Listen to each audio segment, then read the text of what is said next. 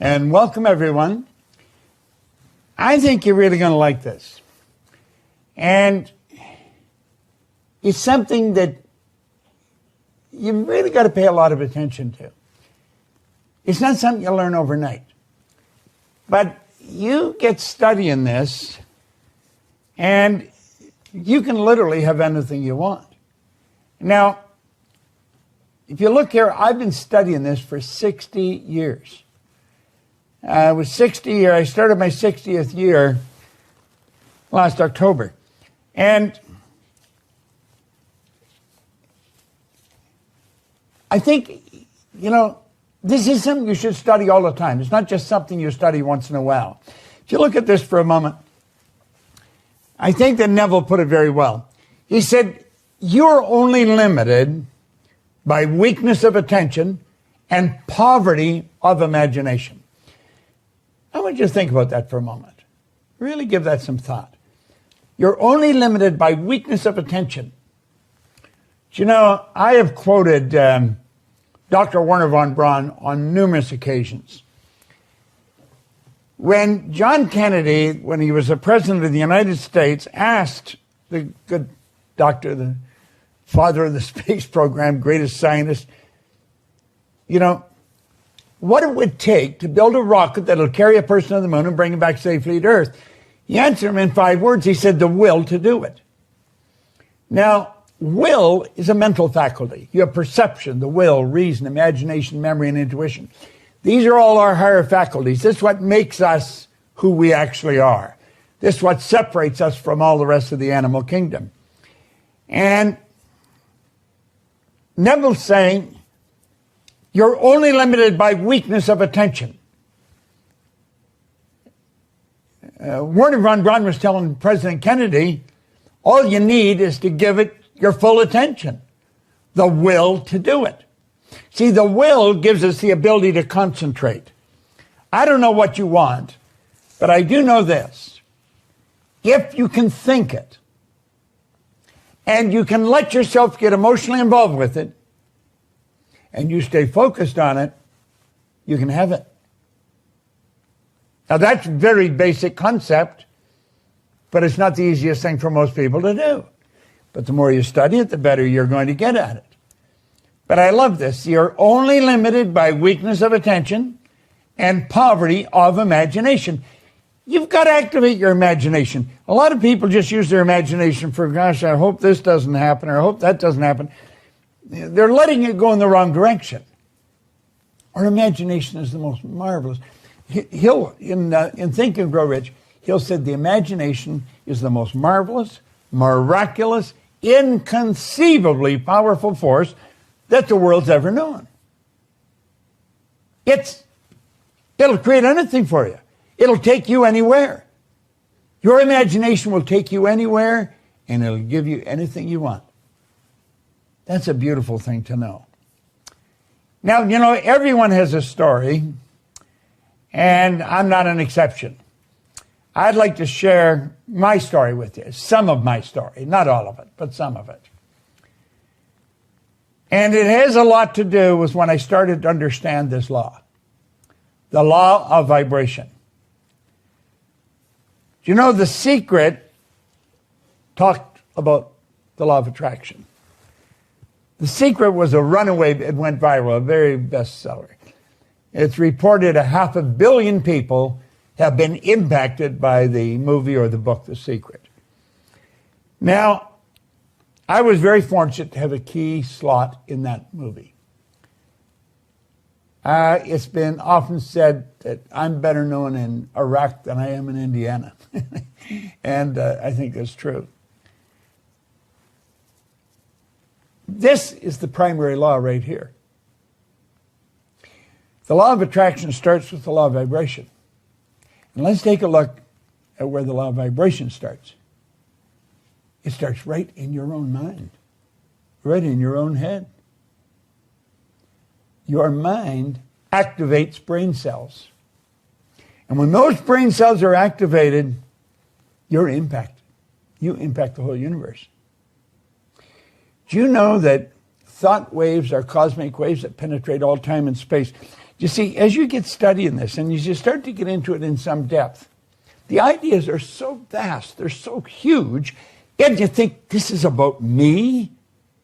See, I don't think the vast majority of us have ever been introduced to who we really are. I think that if a person started to show some promise in developing a healthy self-image, they were told that they were being conceited. Don't be like that. That's not the way you should be. And of course, we get a lot of other bad information in there. But this law of vibration starts in our own marvelous mind. And I'd recommend that you start really studying this. If you just stick with us, what I've done, I've taken some of the most complicated material and I've reduced it to the most simplistic form, because that was the only way I was going to understand it, and I had marvelous teachers that helped me get that. Now, Lincoln said something absolutely incredible. Lincoln said many things that are incredible, but he said, to believe in the things you can see and touch is no belief at all. But to believe in the unseen is a triumph and a blessing. Think of that.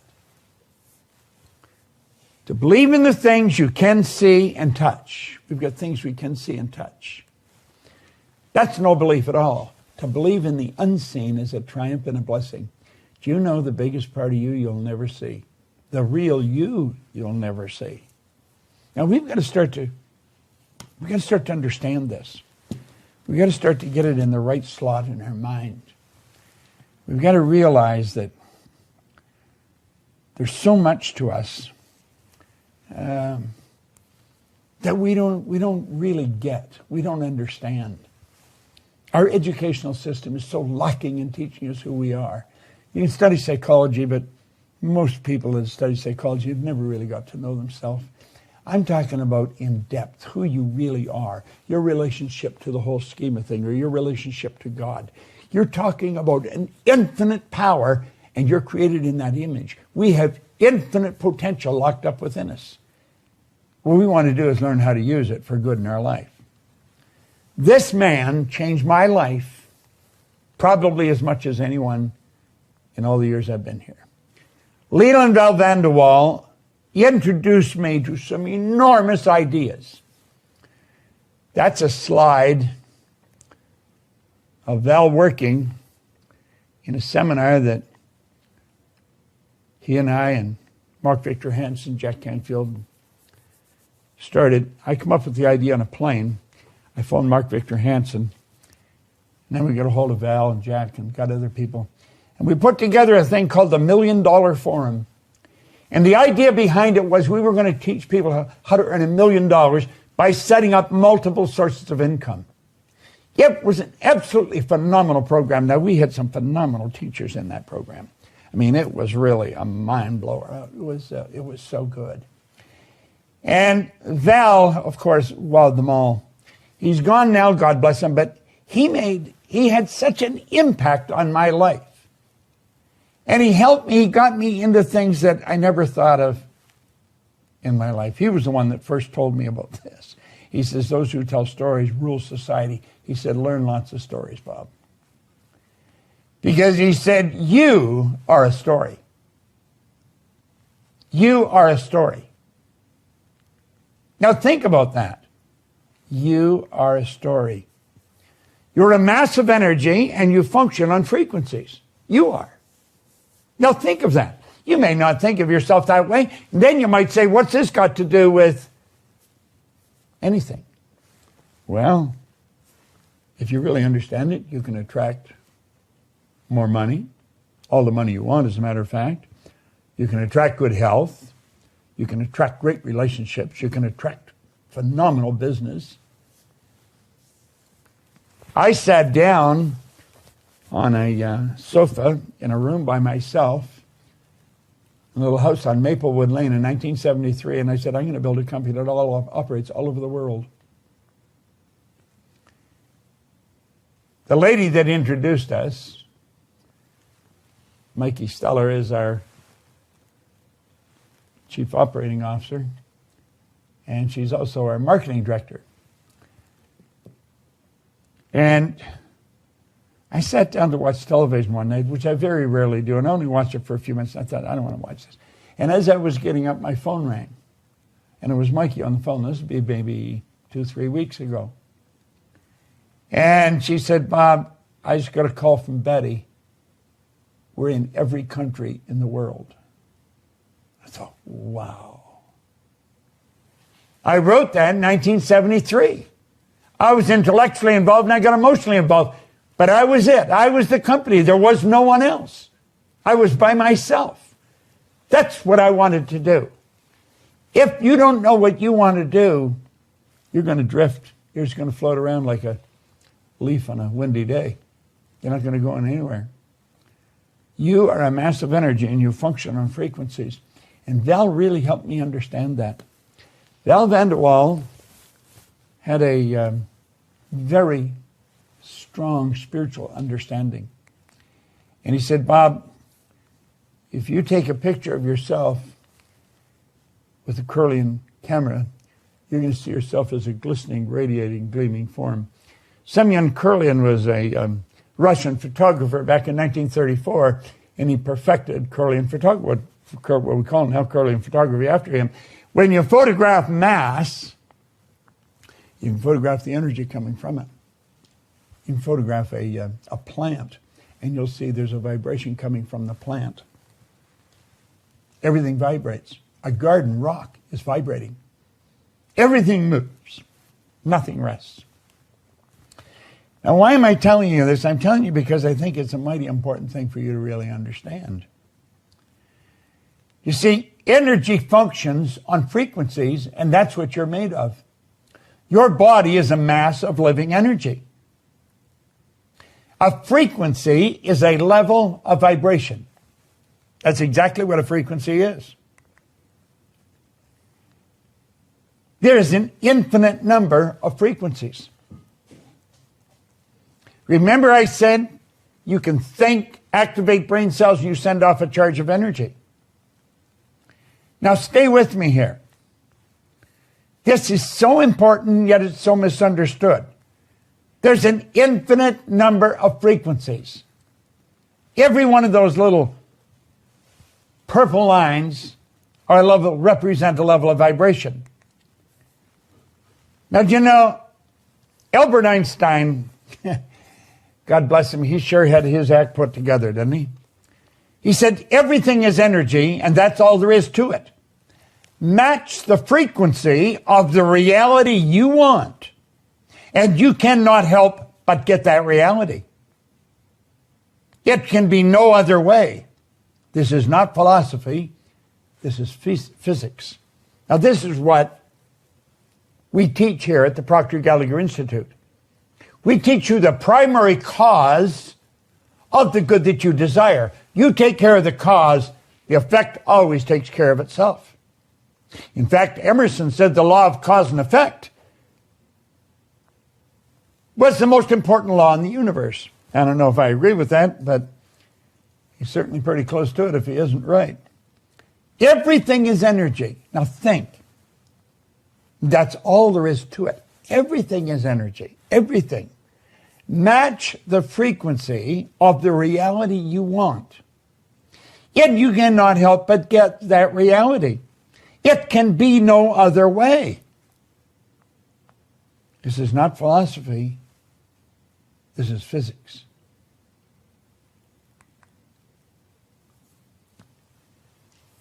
Earl Nightingale said essentially the same thing in 1959. He brought out the strangest secret record. Right at the beginning of that recording, he talks about the good Dr. Albert Schweitzer being interviewed at an airport in London when he got off a plane. And they asked the good doctor, what was wrong with man today? He said he thought about it for a while. Then he said, man simply doesn't think. We do not think. You say, well, everybody thinks. No. Understand, mental activity does not constitute thinking. You have 5 senses. You can see, hear, smell, taste, touch. When any of those 5 senses are affected, it causes mental activity. That is not thinking. It causes pictures to fly in your mind. That is not thinking. If you heard a siren in the background right now, you might see a fire truck or an ambulance on the screen of your mind. That's not thinking. You have higher faculties. These higher faculties, most people know little about. Oh, they hear the word every now and then. You have perception, the will, reason, imagination, memory, intuition. These higher faculties are what literally separate us from all the rest of the animal kingdom. All the rest of the little animal kingdom, they're completely at home in their environment. They blend in. You and I are totally disoriented in our environment. We're totally disoriented. That is because we have been given the godlike ability to create our own environment. Charlie Tremendous Jones was a great man, just a phenomenal public speaker, great teacher, and always promoting books. He said that he believes that we're the composite of the books we read and the people we associate with. I'm inclined to agree with him. Well, as you start to listen to Earl and The Strangest Secret, a lot of things started to happen to me. And it changed all kinds of things in my life. Now, there's the two men that both ended up being mentors of mine because I worked with them. I worked very closely with them, but it was as a result of me listening to this recording. I was listening to this recording and I thought, it would be phenomenal to work with them. Well, it was in 1966. I went to visit them. And I decided I want to work with them. And you see, it was what they would teach me, what Val would teach me, that helped me understand how I had done what I did. You see, Ray Stanford sat down with me and he put an R on a sheet of paper. Then he put 3 letters down beside it, 2 H's and a W. Now he said, Bob, let the R represent results, and let the 2 H's and a W happiness, health, and wealth. Then he asked me if I thought he was a happy person. I said, yeah, he seemed pretty happy to me. He said, did you ever see me sick? I had to admit I hadn't. He said, did you ever see me when I was broke? I had to admit I hadn't. This guy always had money on him, quite a bit of it. He said, Bob, you're one of the most miserable people I've ever met. Now, this is in 1961. He said, you're always sick. He said, you don't have a terminal illness, but you've always got a cold or a headache or something. And he said, you're always broke. Now, he was so right. I was earning $4,000 a year. I owed $6,000. Now, I want you to think of this. At the time, I had 2 months high school. I had no business experience at all. I was 26. I left school when I was 15. I worked all over the place. I was in the Canadian Navy. I worked in bars and in factories. Always dumb jobs.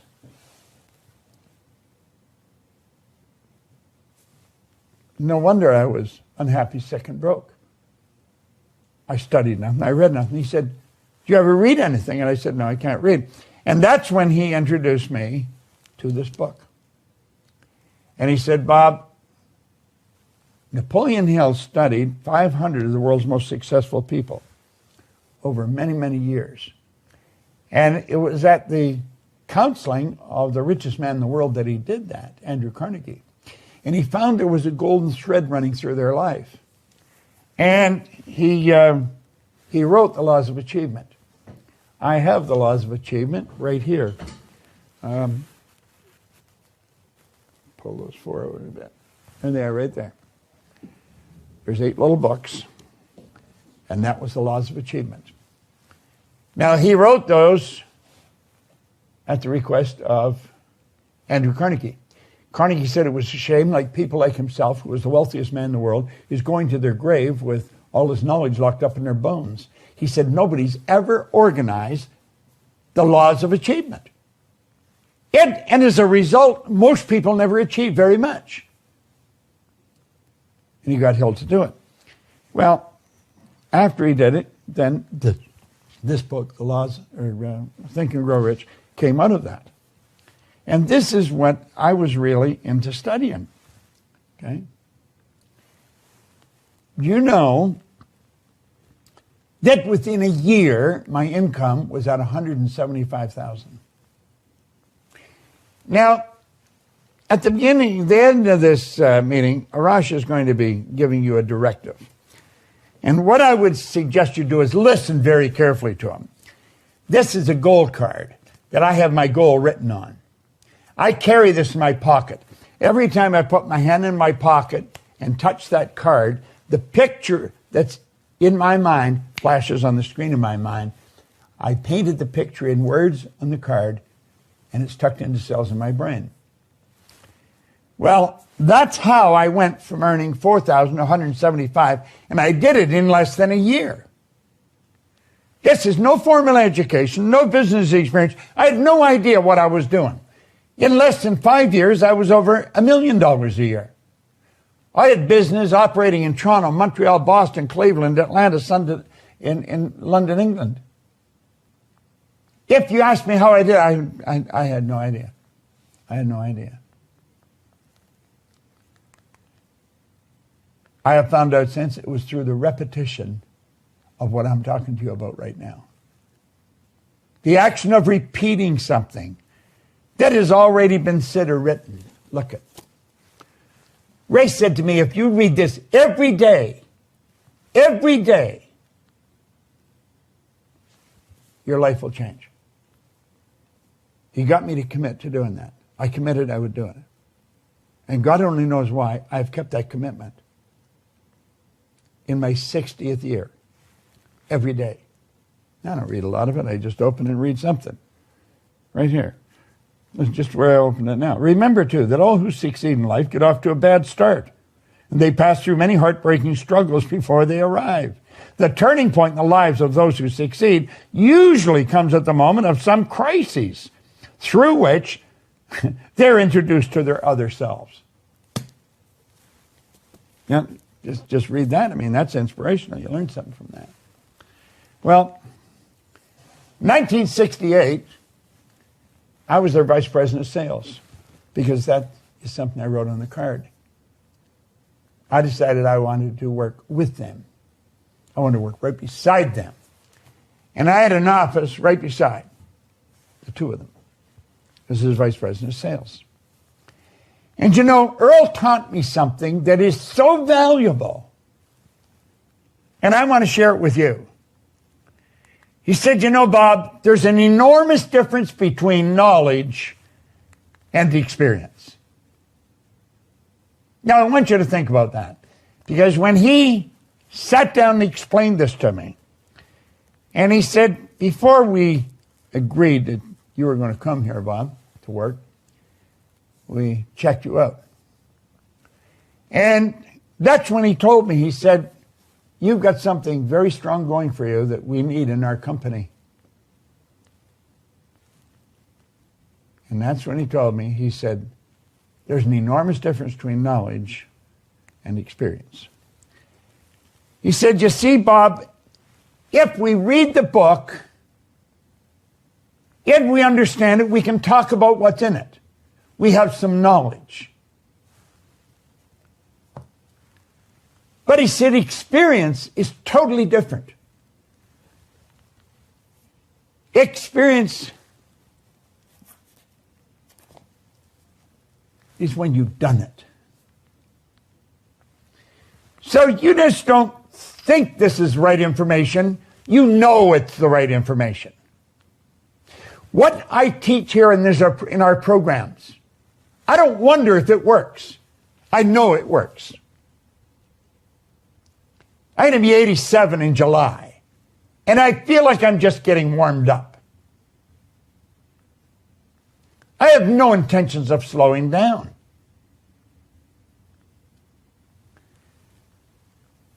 We earn millions of dollars. We operate all over the world. And I believe we share some of the most powerful information in the world. It's not just something I've studied. It's something I did. And it was only after I did a lot of this that I got help. Because one day in London, I was thinking, how in the heck did I do this? I was actually being irresponsible. I was earning over $1 million. I would go into the Playboy Club and play roulette on Hyde Park, right next to the London Hilton. And I didn't care if I lost the money because I knew where the money was. And one day I thought, this is being very irresponsible. And I think, how the heck did this happen to me? Because you see, I had been struggling all my life up until I met Ray, and he gave me the book to study. I had really been struggling my whole life. Never had a half-decent job, had nothing really going for me. And here I am, owning a company that operates in 7 cities, 3 countries. And I thought, how did it happen? And I couldn't figure it out. You see, I knew I wasn't lucky. I just inherently, I just had an innate awareness that I was not lucky. I had been raised to believe if you're going to earn a lot of money, you've got to be really smart. I knew I wasn't really smart. I knew that. I knew a lot of people thought I was, but I knew I wasn't really smart. And I'd been raised to believe if you don't go to school, you can't get a good job. I hadn't gone to school, and I didn't have a good job. I owned the whole company. And so I made up my mind that I was going to find out how my life changed. I wanted to know how it changed. And since that's what I wanted to know, that's what I started to find out. And that's where I learned the power of repetition. I was sitting with a lady, Catherine Weishaupt. She's from Germany. She is in Germany. And I was sort of like a review meeting with her. She was a consultant of her company. And I was sitting with Gina, my assistant, and Catherine said, I believe success is 5% strategy and is 95% mindset. I had never heard that before. And I looked at her. I just intuitively knew she was right. I knew she was right.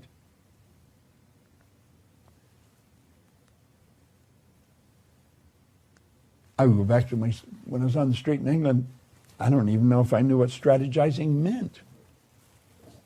I didn't feel bad not knowing. I mean, why would I know? I hadn't gone to school. I'd never been in business, Success is 5% strategy, 95% mindset. You see, it's all about the mind. It's about your marvelous mind. Now, before tomorrow, I'm going to show you different concepts. I'm going to explain them so that if you had a 15-year-old, the 15-year-old would understand it, believe me. I pride myself in explaining things in a very simple manner. I don't want to complicate it. The people that taught it to me did that. They kept it very simple. It's about your marvelous mind. As Van de Waal taught me, he says it's all in awareness, Bob. He said there's a marvelous inner world that exists within us.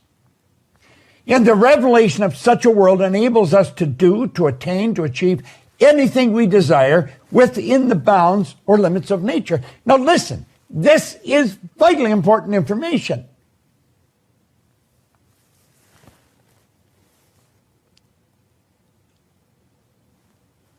I have never really studied finance.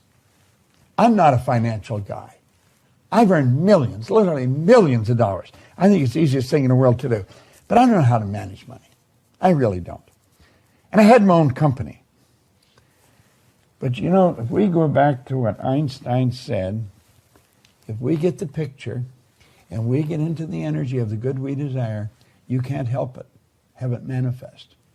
Around 15 years ago, we had a lady come to the seminar who was a securities attorney. Well, we've got a little friend here. And Sandy Gallagher was a securities attorney, very successful one. She became fascinated with what we were teaching. One thing led to another. I'm going down the road pretty fast here. And Sandy Gallagher became my business partner. Sandy is really a financial genius. She really is. She was buying and selling banks, turning banks public. Here's Bob, knew nothing about finance. And I attracted the perfect business partner for me. And I could just go ahead and do what I love doing. And I knew that our company was in good hands with that. And Sandy runs our company.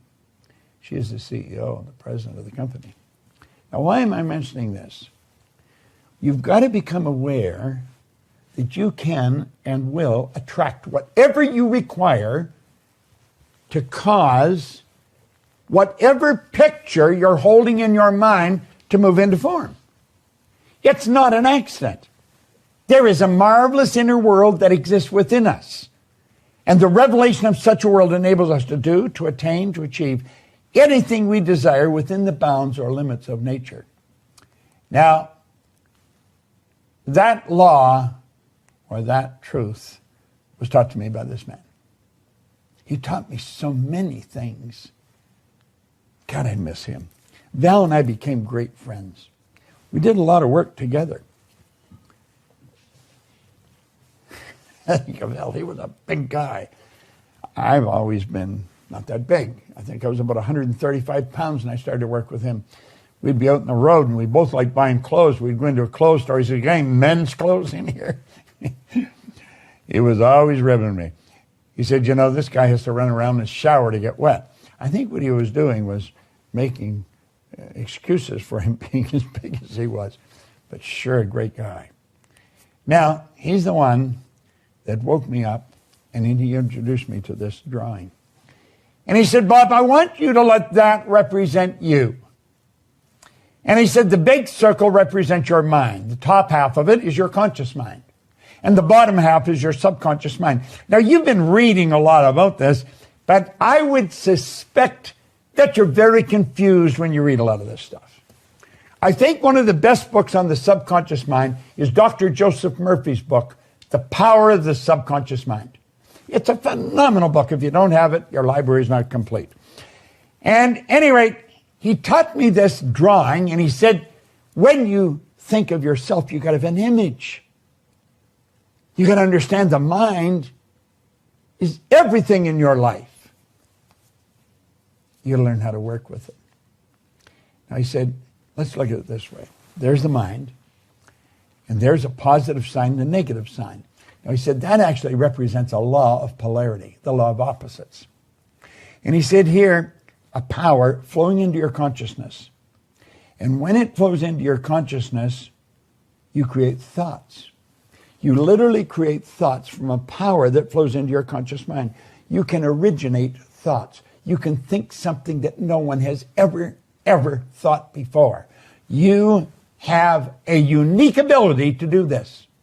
It's the thoughts that you think in your conscious mind that you impress upon your subconscious mind that causes you to feel the way you feel. Feeling is conscious awareness of vibration. Those feelings are expressed with and through your physical body. That causes the action which produces the result. Now, getting them all lined up is called attitude. Now, some people line up on the negative side. They're going to see what's wrong. And you know something? They're right. There's something wrong. Other people go on the positive side. They see what's good. And they're right. There's something good.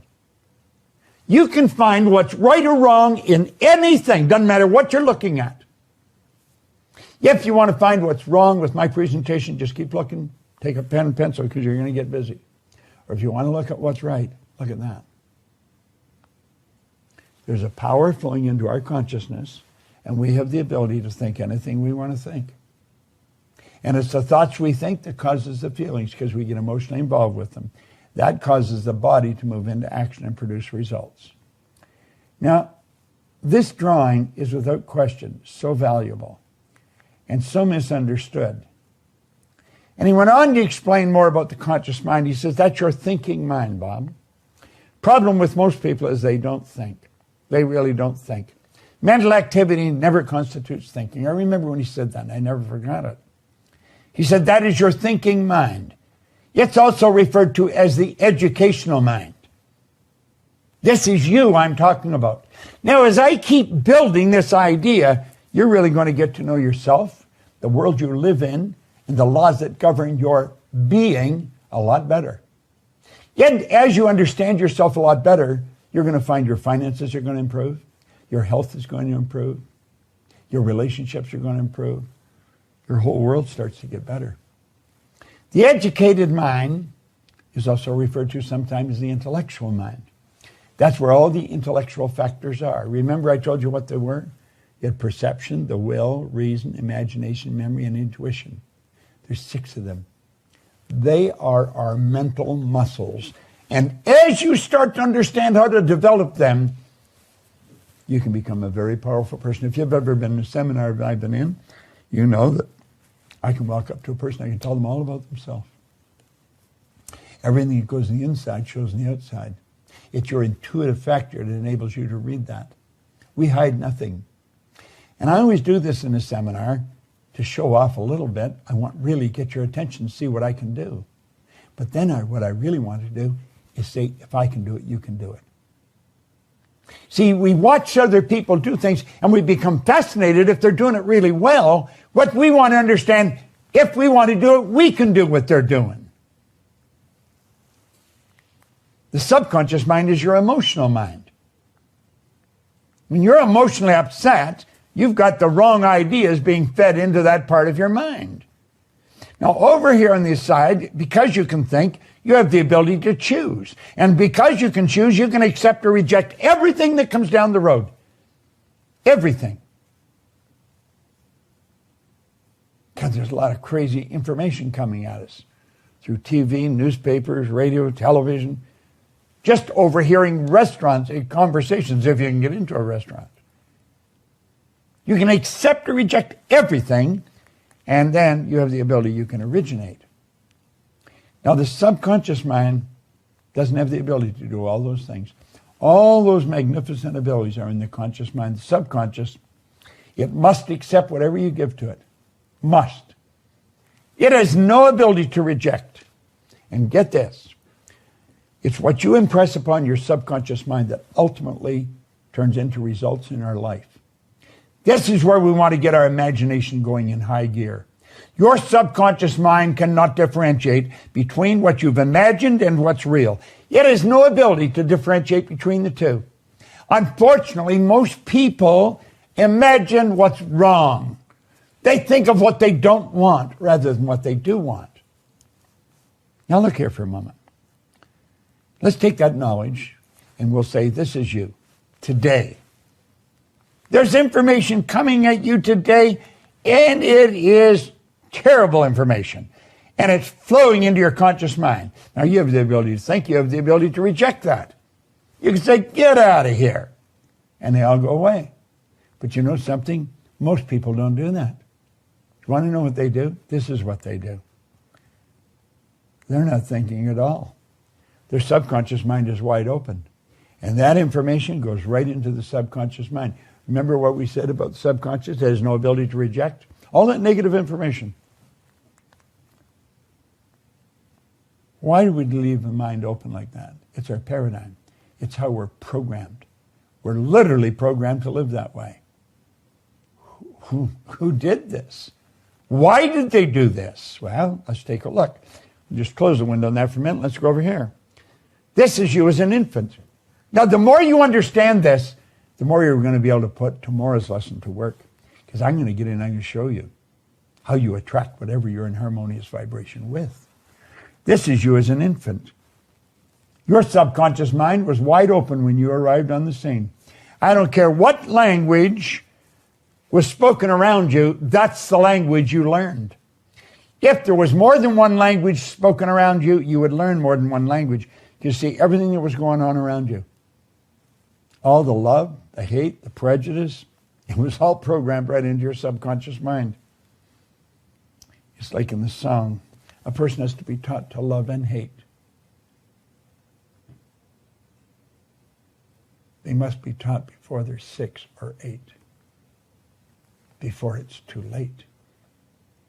You see, a child's mind is wide open. The child is being programmed. First of all, they were programmed genetically.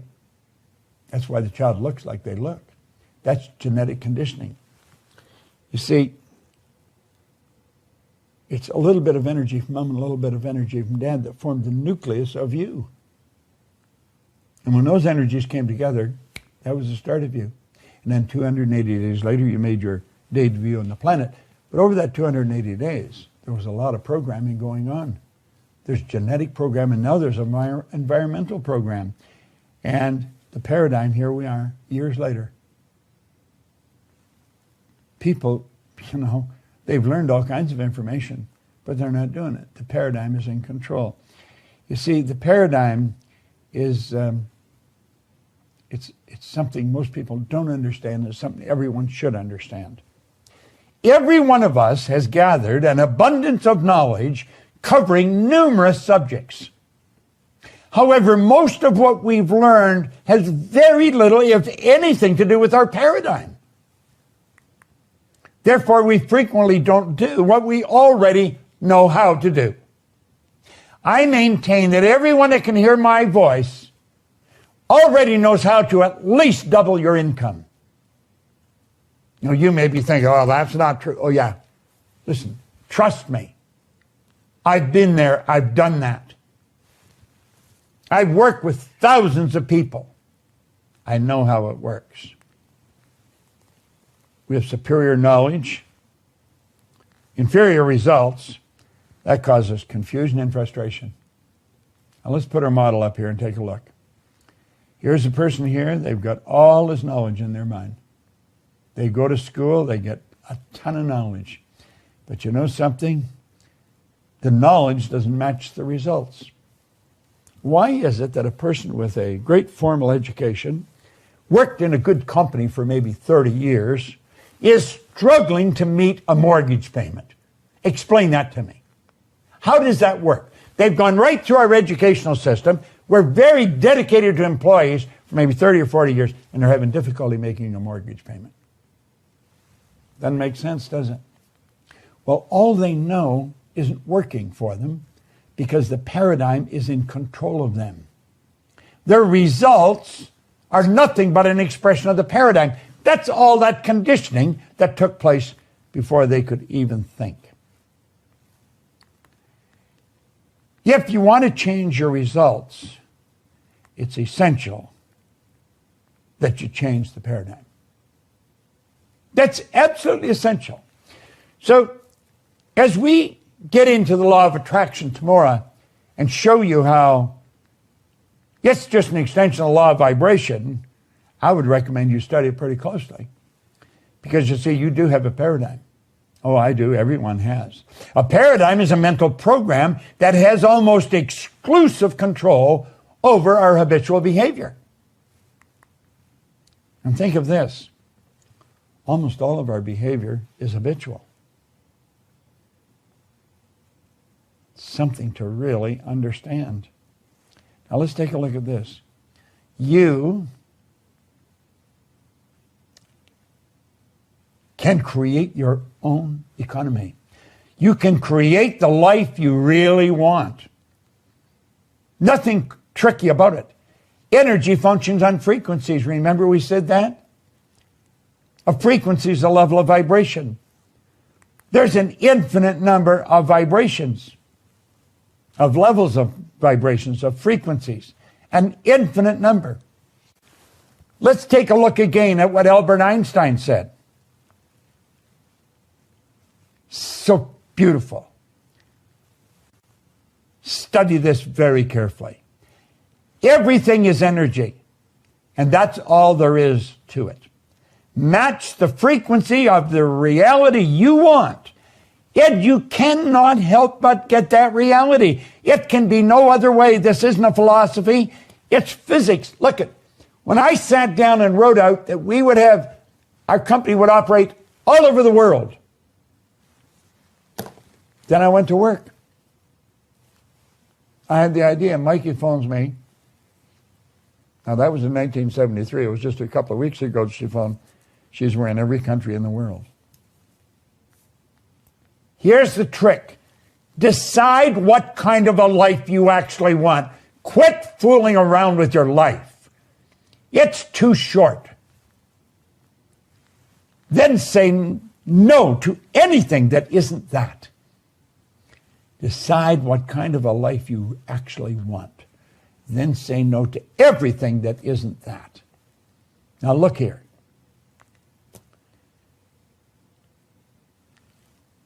Wants are where it starts. You know where wants come from? I'm going to tell you. Look at me. You have, at the center of your being, your spiritual DNA is perfect. There's perfection within us. Now that perfection has so much junk on top of it that we call a paradigm, that it has difficulty expressing itself. That spiritual perfection within us is always seeking expression with and through us. That's why we always want more. Now, when I was a little kid, my grandmother said, you always want more. You should be satisfied with what you've got. Grandma was an angel of God, but she was wrong. You should never be satisfied. Dissatisfaction is a creative state.